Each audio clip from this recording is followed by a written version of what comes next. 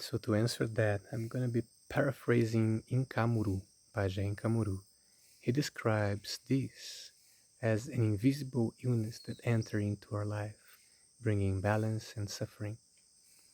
It's the illness itself that becomes the greatest teacher of the Pajés, guiding them in through this path of healing, and they can connect with the headaches, the body pain, and many other of these small discomfort that people carries around. And traditionally, these conditions wouldn't be treated in the forest with any kind of industrial medicine. They would be treating this through the plants, the spiritual practice, and all the wisdom that is passed through generations around here. And and he explains also that in situations when that becomes severe, like such like serious injuries and accidents that require surgeries, this is not the role of the pajé, and this goes into the hands of the doctors of the hospitals. Indigenous healing traditions, they are not really developed around surgeries. For them, they go into the removal of the harmful spiritual force that connects with illness. And like another thing that he talks about is that the plant itself, they carry some spiritual intelligence, and they speaks directly with Yushibu. I'm here sitting in front of the Samaumu, which is the house of the Yushibu, these enchanted beings that got transformed into other plants in order to bring healing to humanity. So through the baths, to the prayers, to the songs, the breath, the ritual preparations, the spirits of these plants are called, and together they help to restore peace within that patient's.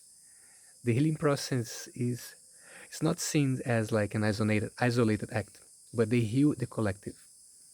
So they get together with these plants, and then them together decide how this illness will live, and they move that, they direct that to another field.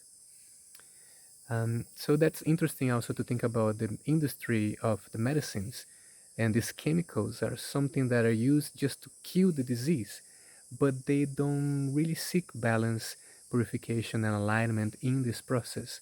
So, in this spiritual path here with the Hunikuin people, the dieta and the spiritual discipline are very essential part of this healing process, allowing the body and the spirit to become receptive to this force of Yushibu. And Pajé Agostinho also say that when they do the healing in the tribe, it's never for an specific individual. During the ceremonies and the healing circles, the intention is not to care just for one person, but they do that for the whole collective, including the families, the communities, and the indigenous territories around the area. And he empathizes as well the importance of his back.